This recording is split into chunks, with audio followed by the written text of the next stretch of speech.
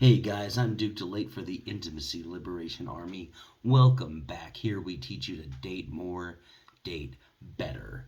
Today's topic is on it's part of the Mental Toughness for Dating series. It's called Resiliency Traits for Handling Dating Adversity.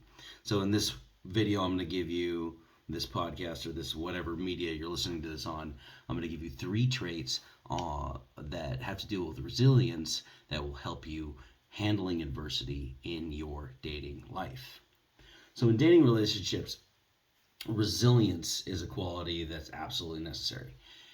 Anybody who wants to have a successful, fulfilling romantic connection with somebody, they must have the ability to pick themselves up after experiencing failure, bounce back, and continue moving forward.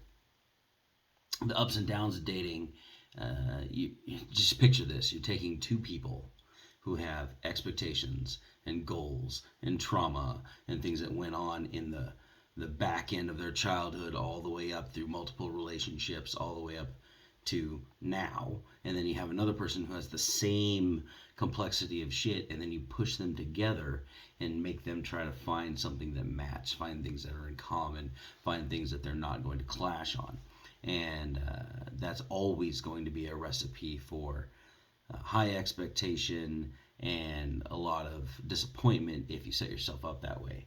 And so, like I said in yesterday's video about suffering being normal and resilience being absolutely necessary, you're going to experience adversity. It's just a foregone conclusion when it comes to dating. You're going to find people that don't match. You're going to find people who are going to betray you. Find people who don't live up to your expectations, unless you believe the Disney lie that you're going to long and long for somebody and be so lonely, and then they're going to come out and rip you from the hell of loneliness, and then you're going to live happily ever after without any drama or weirdness or disagreements. Unless you believe in that and somehow find that in I don't have a statistical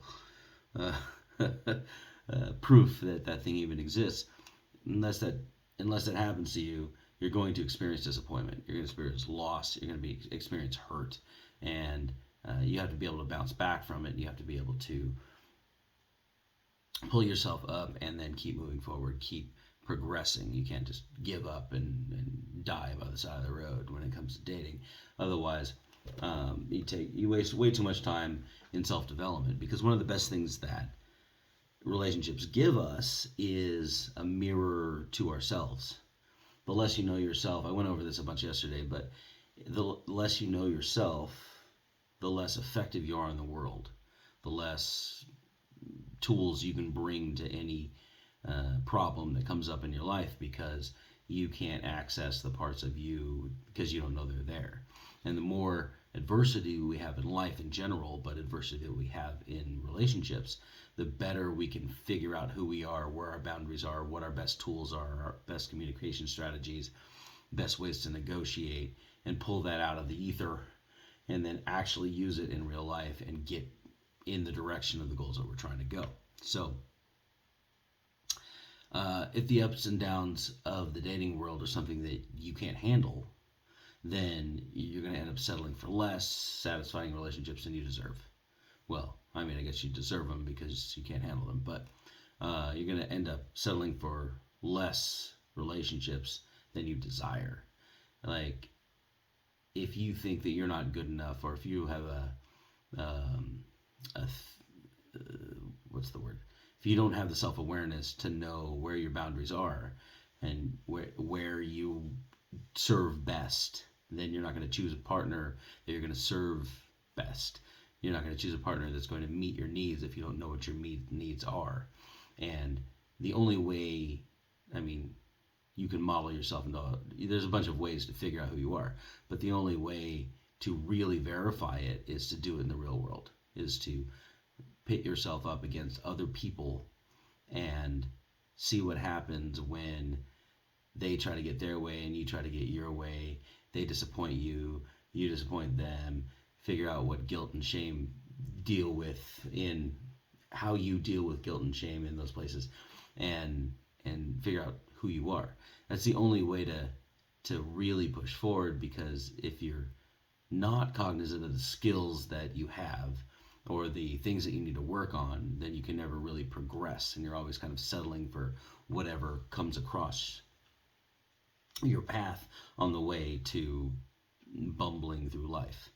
And I was talking to this girl at the bar, and she judges people by whether or not they'll watch the same Netflix shows, right? And while that may seem really insightful and intuitive and whatever, it doesn't say really anything about someone's character, what they do to distract themselves with mindless entertainment.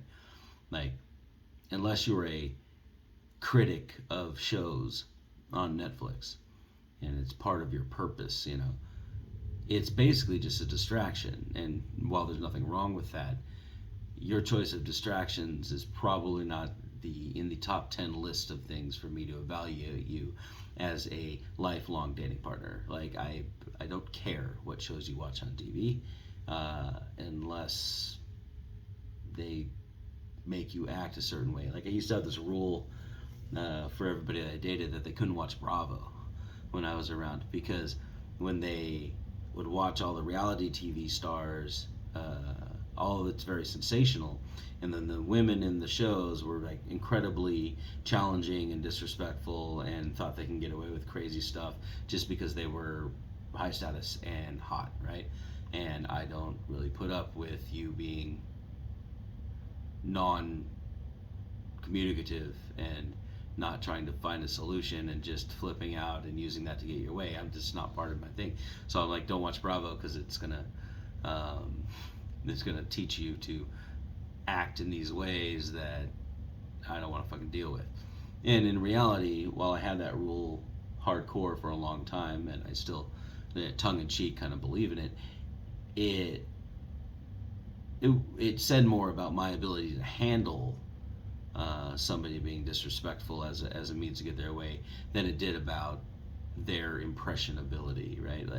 Like in reality, I should just be able to shut things down if I need to, or negotiate things well in the communication, rather than having to tell somebody else to mitigate what they're watching so that they don't act wrong. Like, it's silly looking back on it, but it served me well for a number of years to keep me out of abusive relationships when I didn't realize how to evaluate them on the front end.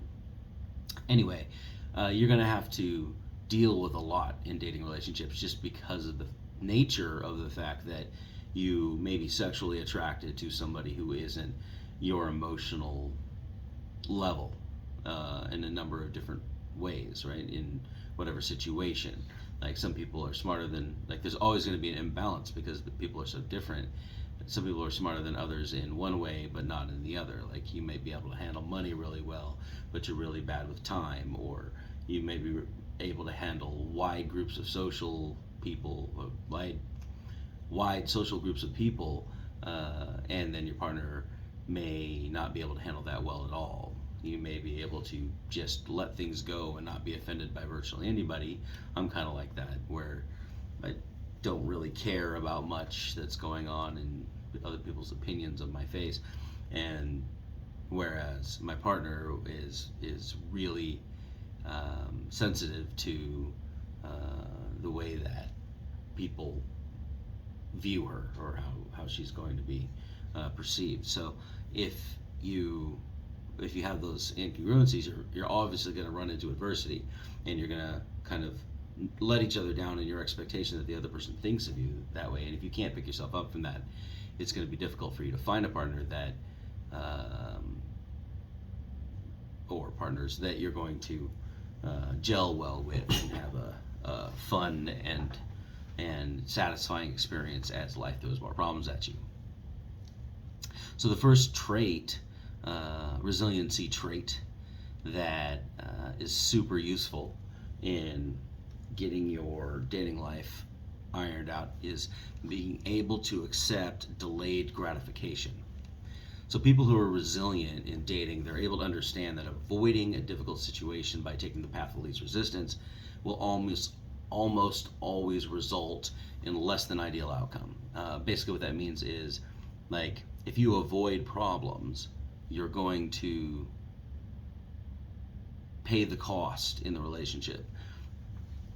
I think that the pinnacle of the ability to run a relationship well is for the two parties to be able to negotiate, right?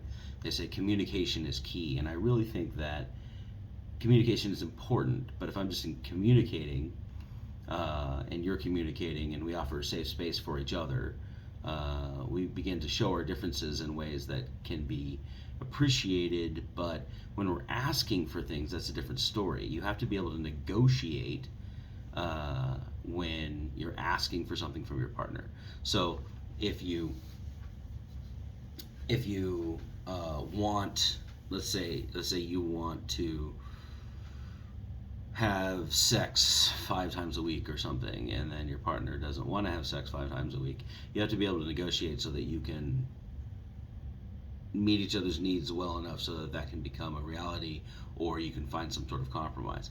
If you want to, spend money on adventures, and your partner wants to save money for future or whatever, right? There's these two not warring concepts, but they have to be resolved, and that's where the negotiation comes in. If you guys can respect each other well enough to negotiate, then you guys can find a solution that can keep you both reasonably satisfied. At the same time, the love for your partner can help them succeed. There are a lot of codependent and people pleaser type people who are like, whatever they want, whatever makes them happy, I'll be happy to sacrifice, etc., etc., etc. But there's this idea, and I think it's a larger philosophical concept. There's this idea that love is sacrifice, and I don't think that's true. I think that sacrifice is a natural result of love, but taking yourself out, like trying to pour from an empty cup and not get your needs met, and leave all of you on the table when you're not getting filled back up, that's not sacrifice in the sense of like, I'd take a bullet for you, bro, or like, Christ sacrificed for the church or whatever. Like, any of your idealistic fantasies of what sacrifice is, it's not denying yourself in the relationship over long periods of time so that you don't even know who you are anymore, right? Like that's not sacrifice for love. Like that's not the same thing. So I think so many of those people, they avoid the hard parts of the relationship, the negotiation, because the communication stuff isn't been handled. Like there's a lot of abuse or gaslighting or narcissism or whatever the hell is going on the communication side from both sides, and they haven't figured out how to negotiate well, how to take each other, hold each other in respect, and work to a point where they're not going to resent each other. That's like super important to maintain like a high quality relationship that's going to create satisfaction and something you can rest in, something that's safe for you. Because I know that if I'm in a relationship where my partner respects me, even if we disagree on something, we can work to a solution. But if they don't respect me and they're just trying to keep me from doing whatever the hell I want to do because they don't respect my opinion, they don't respect my decision making, whatever, like that's just not going to work. Like it doesn't, we're not able to negotiate. They can set a hard line, I can set a hard line, and it's like, hey, we're two individuals occupying the same space, but we're not building a relationship together, right? And that's it always comes up. The problem just gets bigger down the road if you're unable to take the hard stance, not the hard stance, but unable to do the hard things of negotiating in the moment, right? So a lot of times this topic is about accepting delayed gratification. So a lot of times, like,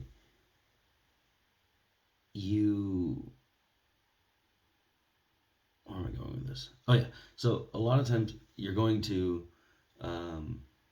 avoid the hard confrontation that would require you to negotiate a solution that's amicable. that's not delayed gratification. That's pushing things off and running away from the problem.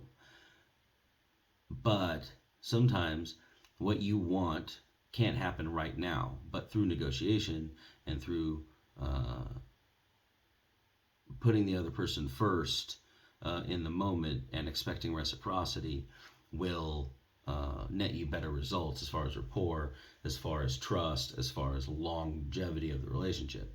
And so, if a lot of if you go into a relationship looking just to get your needs met right away, and you can't kind of put it off to see what the other person is good at, as far as giving tools, or as far as the tools that they have to give you things in a relationship, and what you're good at to give them, and whether or not those things are compatible, and how well you negotiate those things, then you're going to miss the boat on being able to carry a healthy connection with another human being, right? If you have this, a lot of people on the in the dating scene where I'm at, they have these boundaries, and they're not really boundaries. They're more just like emphatic ideals, where they're like, oh yeah, I'll never date a man who doesn't give me that spark, who, you know, I'll never date a man who doesn't make over 100K. Never date a man who doesn't have a cool car, right? Or I'll never date a girl if she's like fat, bro. Like, and then like their definition of fat is like no abs. Like, okay, bro. I'll never date a girl if she, talks to other guys, or I'll never, whatever.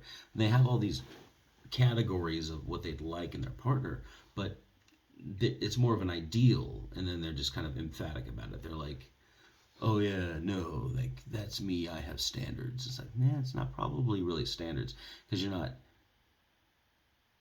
looking at how two humans connect. Like, you're not looking at how two humans take on the world as a team, and those things kind of need to be negotiated. Like, you can see from a distance whether or not they're your physical type, and whether they, you know, arouse you or whatever. But that stuff changes over time as you carry a relationship on. So, what's more important is to handle the things that are going to foster a healthy, respectful connection between two people. Unless you like those weird power dynamic relationships, but that's a completely different topic. Majority of the time, in order to accomplish anything worthwhile as a team, like, I don't care if you're a couple or you're a poly relationship, it doesn't matter. All of the people in the group have to have kind of a unified vision to accomplish something outside of themselves. And sometimes that's, doing the white picket fence, having a bunch of kids thing, and sometimes that's go have a whole lot of fun, right? Like, if you have a group of friends, you want to go out to the club and whatever. There's all these social dynamics that are happening inside the group, that if people aren't on the right page, and people can't handle the drama, and people can't handle the being disappointed and still, step up and provide things to the group, then the group kind of falls apart. The experience kind of falls apart. The drama happens, and then the night falls apart. Like, if you have a good, solid group of people who can keep regulating everything that's going on as far as their emotional control of themselves and how they relate to other people, then you always have a good night. If you ever had that friend who, whenever they're around, you always have a good time around them, because they don't really buy into drama. They have the right, appropriate, they pay appropriate attention to things that are serious, but they also know what the time and place is, so that they can keep a good vibe going in any spot. And these people have the skills to carry that stuff through. As you progress in a relationship with anybody, especially a dating relationship, you're going to face a whole lot of temptations to just give up and settle for something that was comfortable in the past, right? Like, when you go on a diet, like, you pass by, you're walking through the store, and you're trying to buy healthy shit, and then right up the front of the register, there's all those things that are like, chocolate covered almonds, and, fucking peach rings, or whatever the hell. They're all sitting there, tempting you with their sugarness, and you're like, man, I made this choice to do this better, and now I'm being tempted from all these different places. And if you cannot, like, from the relationship analogy, if you can't choose to work on your relationship to make it stronger, to make it more resilient against the outside world. Like sometimes relationships, their only purpose is to have another human with you to take on the challenges of life.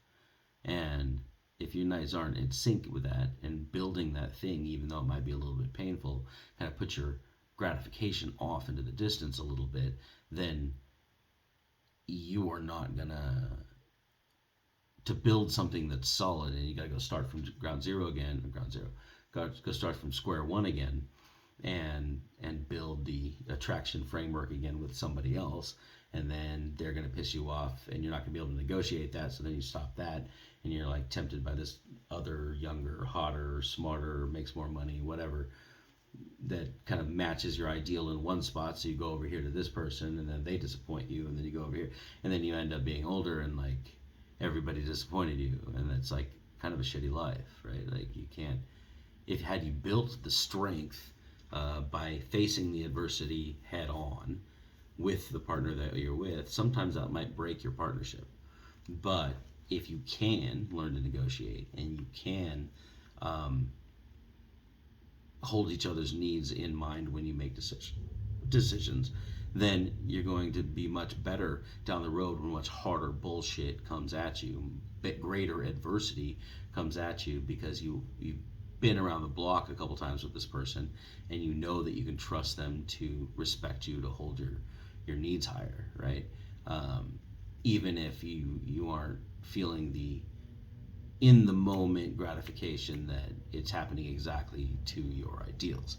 So being able to accept delayed gratification is a really big point in resilience, because if you know you're working on something greater, something stronger, something that's going to carry you for a long time, then you're going to be less apt to go off and start over again with somebody else, or grass is always greener over there, or singlehood wasn't that bad, I don't have to deal with this bullshit anymore, I'll just go be single and not let anybody fuck with me.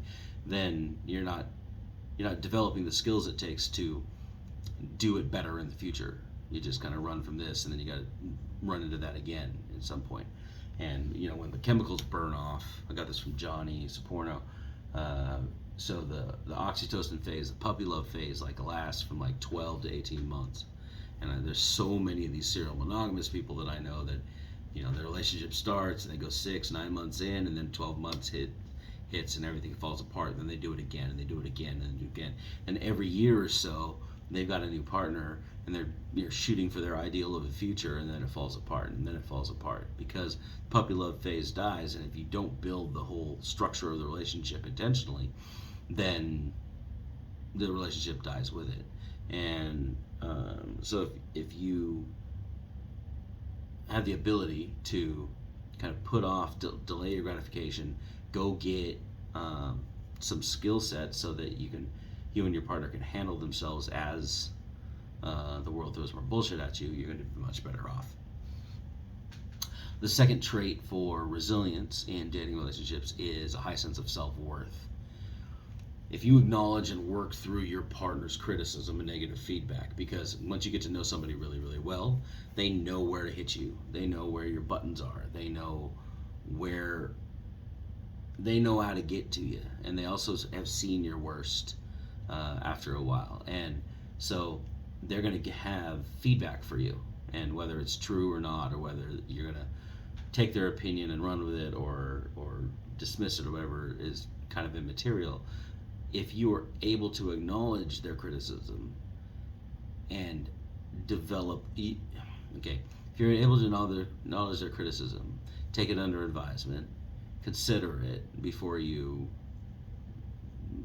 behave however the hell you want to behave, then you're going to develop a stronger connection with them, because they're going to feel heard. They're going to feel like they can come to you with stuff. But if I had a partner once where I would be like, you know what, I was thinking maybe we should try this, because I'm very adventurous. So like I feel like we should always be trying new things, even if we don't like it. We'll know that after we try it. Like that's kind of my thing. And she would just shut me down hard every single time it was out of her realm of comfortability. And I'm like, oh, we should go, go visit this country or whatever. It's like, don't you need a lot of vaccinations for that? Yeah, so we have good insurance, so let's go to the doctor, get the vaccinations, then go travel to go visit the country, and then we're gonna have a good time. And like, no, I feel like I heard you could get robbed in that place, and da da da. Okay, fine. So if you would like to travel somewhere in the States, I'd still like to travel because I want to take you with me. I want to experience this with you. Well, I like my house. I built my house for this purpose where I can rest and that's my safe place and I don't really need to be going out. And it's like we were just incompatible in this way. But the problem is that after a while, she'd be like, no, I hate that shit. And she would just like punish me for asking, right? And over time, before I learned to kind of negotiate and stand up for myself with a high sense of self-worth, like I would just like, okay, well, I guess I'm not going to ask you for that anymore. And then I would not ask, and then I would feel alienated. I would feel disrespected. I would resent her for not allowing me to be able to communicate because my ideal was being able to communicate. And it was this big, hairy mess. And it was mostly because I didn't really have a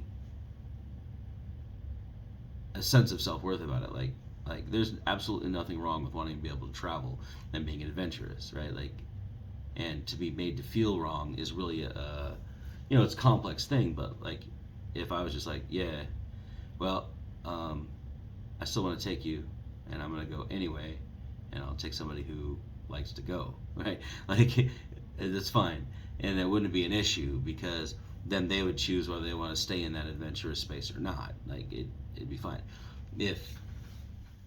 If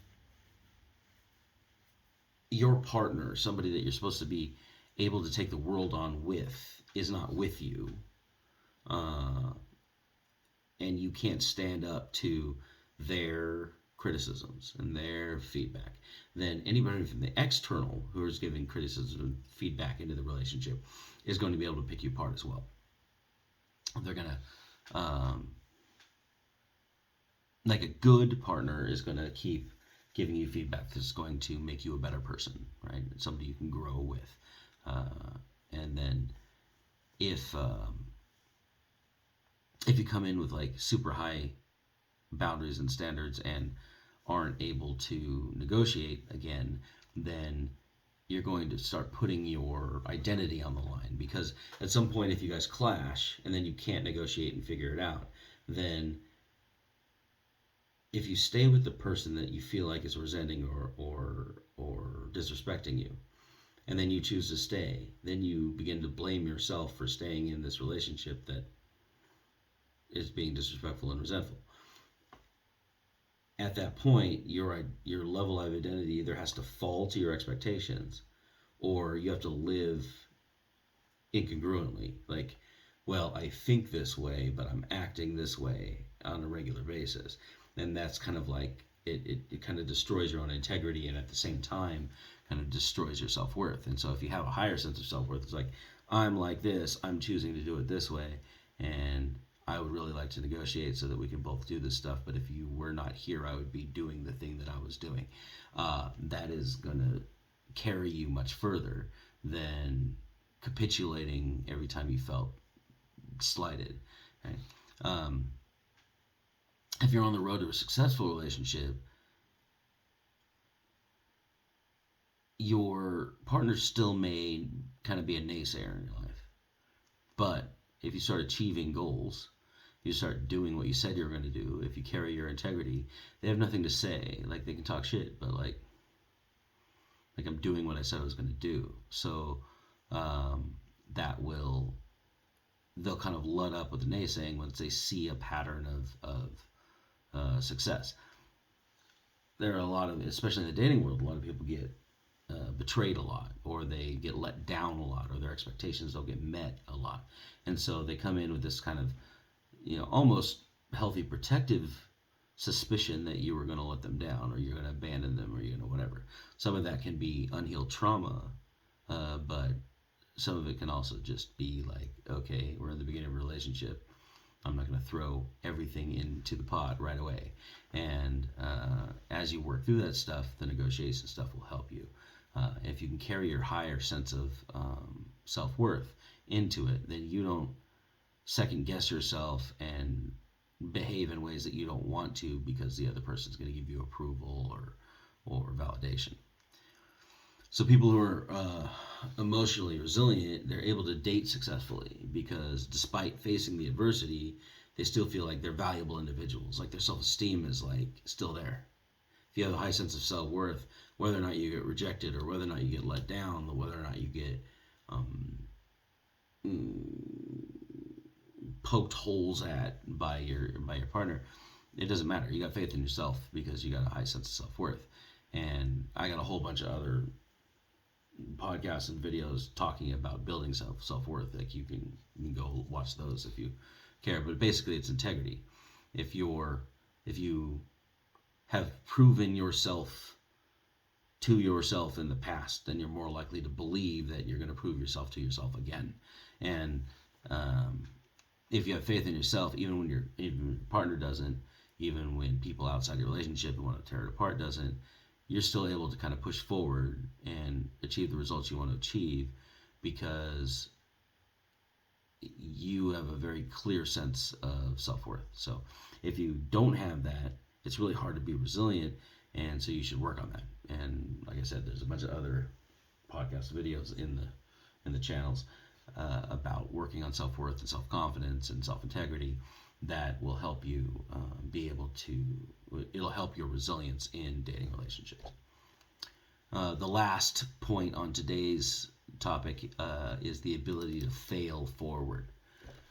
When it comes to romantic relationships, too many people view rejection as the final chapter, right? They view incompatibility and the end of acceptance as a final chapter of the relationship. They give up on the suffering while they're suffering a short-term setback.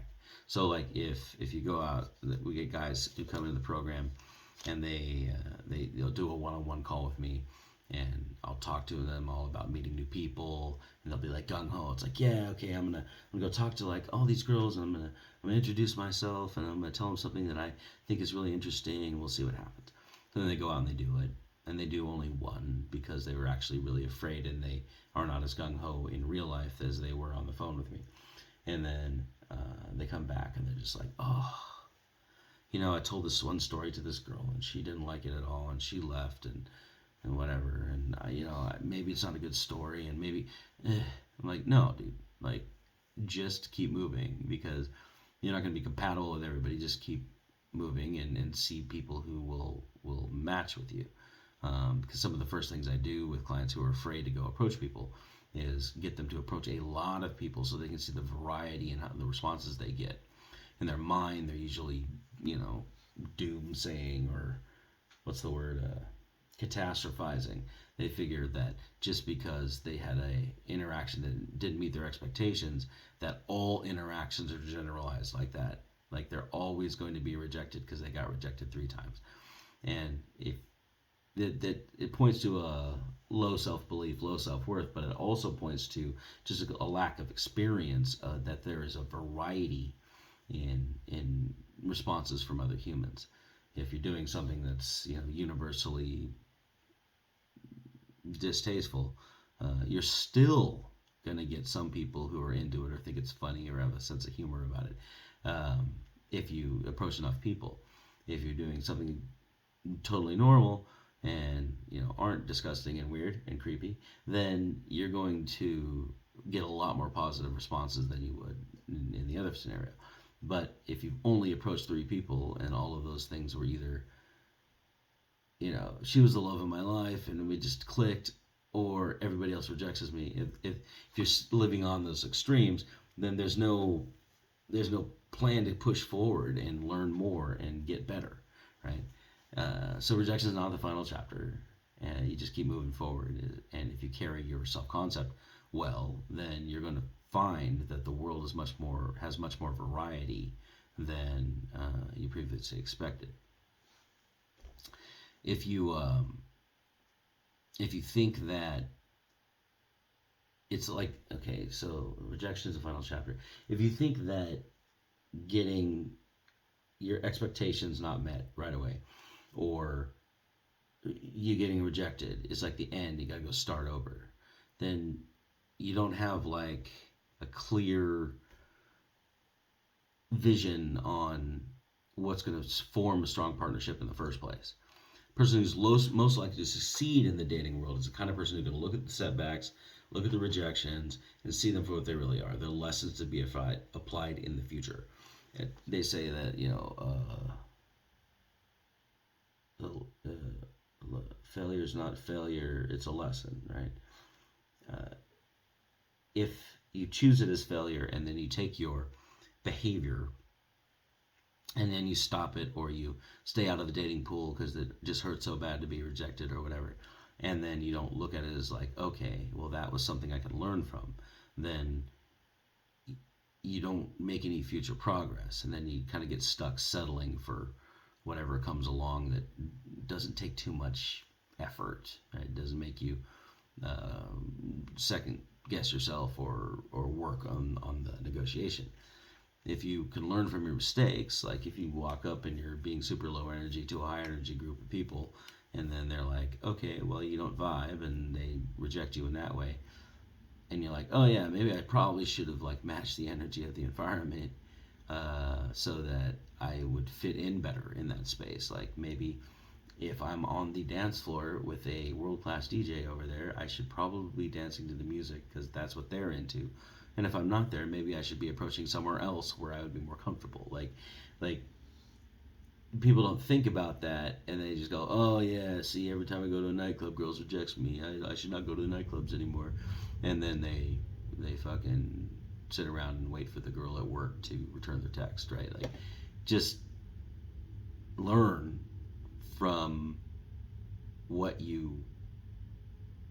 I'm running out of words here. My brain is. It's 4 a.m. here. So, anyway, just learn from your failures, right? Like, there's always a lesson you can pull out of it and then and carry forward. Sometimes the lesson is those people are idiots and they have bad taste and they rejected me and they had no business doing that because I'm pretty awesome. Sometimes that's the lesson, but other times it's like, oh yeah, like you were completely dressed poorly for the place, so you didn't fit in well and you didn't break in with your charisma well enough, and so you made this series of errors that you could probably fix.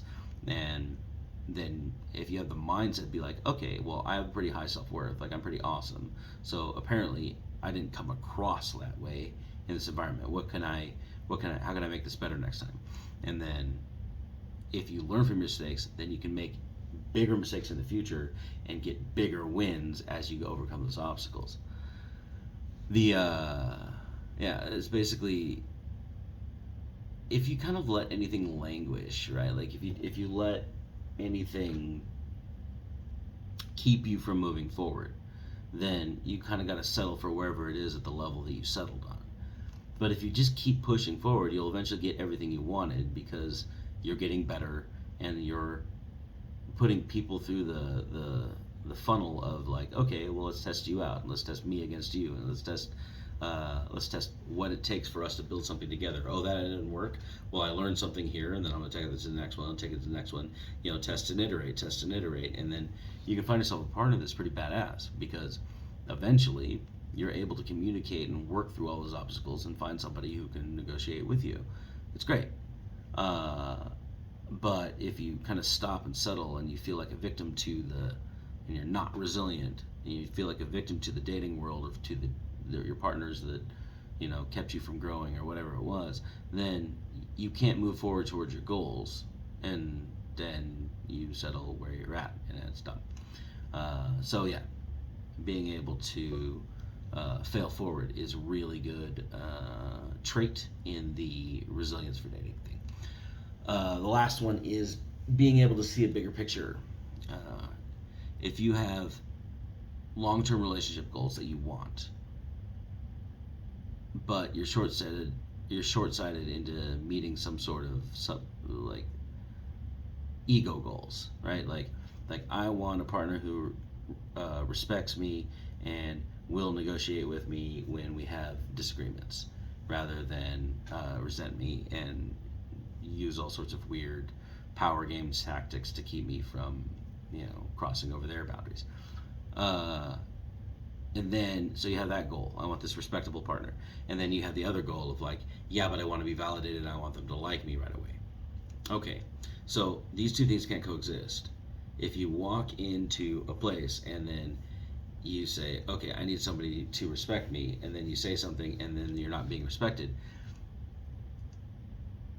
If you're warring, if you're clashing that with the idea of like, oh, but I want them to like me and accept me, so I'll do whatever it takes to be accepted, then you go in doing this stuff that is try hard and accept me, expect me, and like me, like me, like me, and then you never get this respected part from your long-term goal. Like those things are not, um, they're not related. So, or they're counterproductive to each other. So the part of having a healthy and fulfilling partnership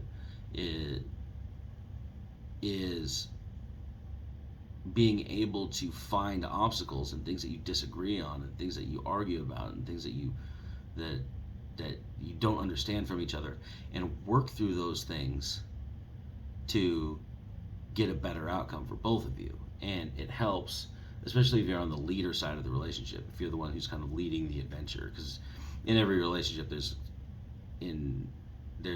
kind of a leader, and then there's kind of a supporter role. And if there's going to be a lot of attraction in that thing, they're going to, I did a whole video on role stuff, so we'll explain that later. But if you, especially if you're the leader type, then you have to be able to kind of see where you're going and trust that you're going to be able to get there with the skills that you have. And two people who can agree on that same bigger picture are going to be able to be resilient through the bullshit of the day to day, or the emotional ups and downs, or it's a time of the month and your hormones are raging, or you had a long day at work and the that you're just too exhausted to really be emotionally present. Like those days will come and those moments will come, and you'll be able to kind of weather that storm because you have a greater vision, you have a greater picture in your head on where you're able to accomplish if you just keep moving forward. And that works with anything, projects at work or whatever. But with relationships, it's especially important because sometimes you get stuck in the emotional part, and you'll get triggered. You have some trauma responses, or you have somebody who doesn't quite understand you, and it can't be resolved in one conversation. Like it has to be, you kind of got to sit on it and evolve it over time. Well, if you don't have a bigger picture to shoot for, then it's like, why am I even doing this? And then you kind of got to start over and settle at that level that you're at that I was talking before. So anyway, so those are 4 tips on or 4 traits that are super good for resilience in handling adversity in relationships. It's the able to accept delayed gratifications, kind of have a high sense of self-worth, being able to perform outside your comfort zone. What was the other one? Oh yeah, great at seeing the bigger picture, and the ability to fail forward. So having all of these traits and working on these traits to make them better are going to make you better at being resilient. And those of you who are resilient are able to kind of weather any storm that life throws at you, and kind of hold fast to the original picture or the original goals that you have for the relationship. And then you guys can work on making those goals happen rather than getting caught up and distracted by all the little idiosyncratic shit that happens on the day to day. If you have a strong sense of purpose because you're able to kind of keep the big picture in mind despite the difficulties that are happening in the day to day, then you can keep your sight on where you're trying to go and still chip away, make iterative progress towards that, and build a strong foundation with your partner to get there with communication, negotiation, and the ability to continue to respect each other even if you don't agree with each other. So that's the 4 traits for dating and adversity in relationships. I'm Duke Delaet for the Intimacy Liberation Army, and I will see you guys tomorrow. We'll do this every day and get better every day, iterating. And what else I want to say? Oh yeah, Jackson, I just released a new book on storytelling. It's in the link down here. Did a master class on it, so if you want to check that out, that's down there.